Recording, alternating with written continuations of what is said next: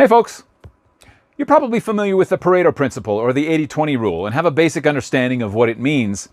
But did you know that this simple rule can help you to quickly, simply, and inexpensively make significant improvements to your organization? Well, buckle up because I'm going to explain how.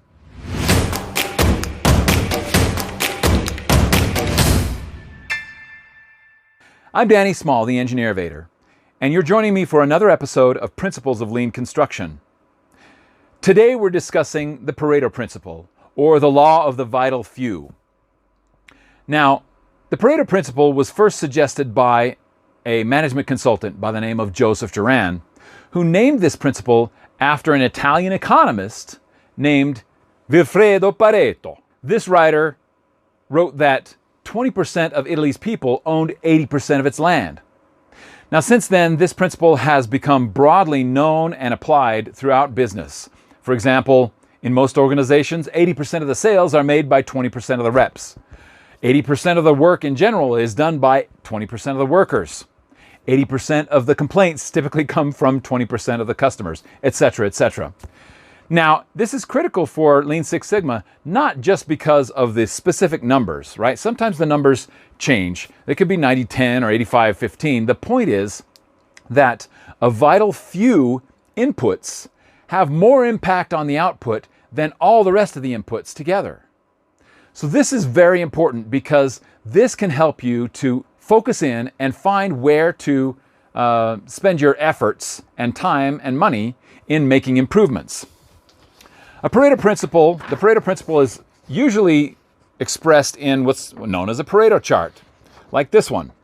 So we put the frequency of defects or some other output in order of frequency on this chart. And we can immediately see where the inputs are that make the biggest impact. Now, of course, cost and opportunity, etc., are going to change, and so that will impact which one of these we attack first. But the point is, we can tell where our efforts are going to make the most impact. Another thing that this chart tells us is that as we work our way down this chart, it becomes more and more expensive to address those issues. So it really doesn't make sense in most cases to try to drive for perfection. Perfection is typically the enemy of improvement. So the idea is to attack the low-hanging fruit, use your funds and your efforts to make the most improvement you can economically, and then move on to the next issue. So what have you observed as far as the Pareto Principle in your business? Where has it manifested itself? And what have you done to address it? Share with us in the comments and let's have a discussion about it. And as always, if you like this video, give it a like. If you want to see more, give it a follow. And if you want to talk about this principle or other Lean Six Sigma principles and how they can help your business, give me a shout. I'd love to talk with you about it. Thanks for joining me. And as always, stay safe and keep building.